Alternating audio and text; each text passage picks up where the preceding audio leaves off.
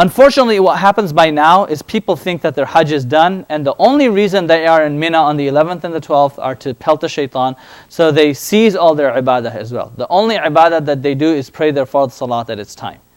They talk, they eat, they joke around, they kick back, they think it's party time. That's not the case. You are still in Hajj. You are still in Hajj, and the time spent in Mina should be taken seriously, and still ibadah should be continued. Okay, a clarification for the sisters. If a sister is in her menstrual period, she may do all the rites of Hajj except entering any masjid. Since she cannot enter any masjid, which includes al-Masjid al-Haram, she cannot perform her tawaf al-ifadah. So whenever possible, she will purify herself and then enter the Masjid al-Haram, whether it be after the 12th of Dhul Hijjah, to perform the Tawaf al-Ifadah.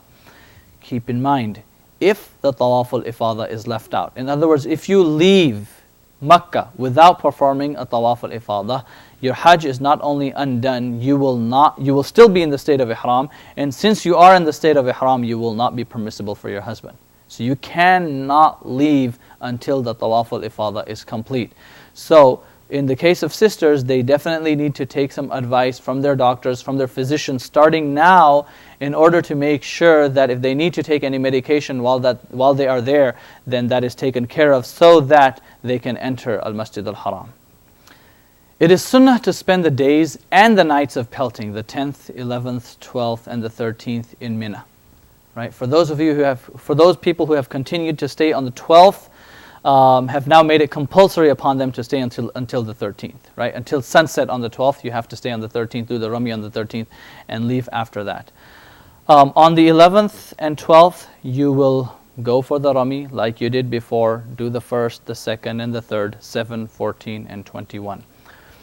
The timing for the Rami on the 11th, 12th, and the 13th begins with Zawal, begins at the time of Dhuhr, and it carries on until sunset.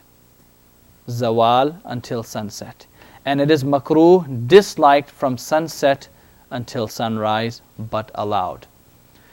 Let me explain to you a very common scenario of American Hajj tour operators. What they will do is, on the 12th of Dhul Hijjah, because they want to leave early, because they have booked everyone's flights early and people are in a hurry to get back home, and because they don't want to hit the traffic after Dhuhr, they tell you to go and do your Rami after Fajr. They tell you to go and do your Rami after Fajr on the 12th of Dhul Hijjah. Incorrect. Wrong. You cannot do it at that time. Also, you need to remember that time only begins at Dhuhr, so you can only go at Dhuhr time.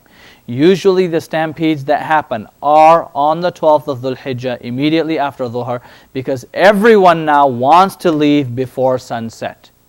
And what happens is, a lot of people who are living so far away inside Mina, they usually bring all their luggage in their handbags with them to do the Rami. And so they're doing the Rami with all their bags because they want to get out of there, because it's not feasible for them to travel an hour back to get their luggage and travel an hour again back to the Jamaraat on their way back to Makkah. So that's where the stampedes happen. So the tour operators will tell you to go after Fajr and say, no, it's okay. The Shuyukh at Azhar said it's okay, you can go and do that. The timing only begins at Zawal. You can do it, the correct time is from Zawal, from the time of Dhuhr until sunset. And if you cannot get it done within that time, you have from sunset all the way until Fajr the next morning. So it's not like you don't have time, you have a lot of time to do your Rami. So please do try to keep that in mind and don't screw up your Hajj.